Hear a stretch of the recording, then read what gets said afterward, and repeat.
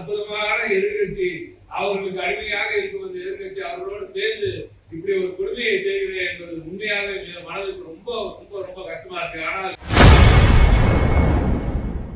நேற்று நிகழ்ச்சி ஒன்றில் பேசிய திமுக அமைச்சர் TRB ராஜா அதிமுகவை அடிமை கட்சி என கூறி விமர்சனம் செய்துள்ளது அதிர்ச்சியை ஏற்படுத்தியுள்ளது. நோக்கத்துடன் ஒன்றிய பாஜக அரசு செய்கின்ற பணியில் இங்கே இருக்கும் நமக்கு வாய்ச்ச அற்புதமான எதிர்கட்சி, அவர்களுக்கு அடிமையாக இருக்கும் அந்த எதிர்கட்சி அவர்களோடு சேர்ந்து இப்படி ஒரு கொடுமையை செய்கிறேன் என்பது உண்மையாக மனதுக்கு ரொம்ப ரொம்ப ரொம்ப கஷ்டமா இருக்கு. ஆனால் நான் இங்கே இருக்கும் அதிமுக நண்பர்களுக்கும் நான் சொல்கிறேன், உங்களது வாக்குரிமையை மீட்கப் போவது திராவிட முன்னேற்ற கழகம் தான் என்பதை நீங்கள் மனதில் ஏற்றுக் கொள்ள வேண்டும்.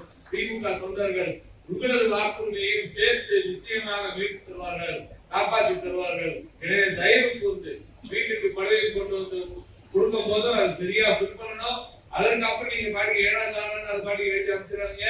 எங்க தொண்டர்கள் எல்லா இடத்துலயும் வராங்க. நீங்க எந்த இயக்கத்துல இருந்தாலும் பரவாயில்ல, தயவு கூர்ந்து மனசுல ஏற்றுக்கங்க. இது நம்ம திமுக தமிழ்நாட்டுக்காக பண்ற விஷயம், இந்தியாவுக்காக பண்ற விஷயம். ஏன் இந்தியாவுக்காக பண்றோம்னா, தமிழ்நாட்டுல ஜனநாயகம் காப்பாற்றப்பட்டால் தான் இந்தியாவில் ஜனநாயகம் தொடர்ந்து நிலைநிறுத்தப்படும் என்ற அந்த உறுதி எல்லா எதிர்கட்சி நபர்களும் இந்தியாவில் இருக்கிற எல்லா கட்சிகளுக்கும் நன்றாக தெரியும், பாஜகவுக்கும் தெரியும். ஆகையால் தான் இங்கே செய்திகளை உள்ளது உள்ளபடி தெரிந்து கொள்ள ரெஃப்ளெக்ட் நியூஸை சப்ஸ்கிரைப் பண்ணுங்க.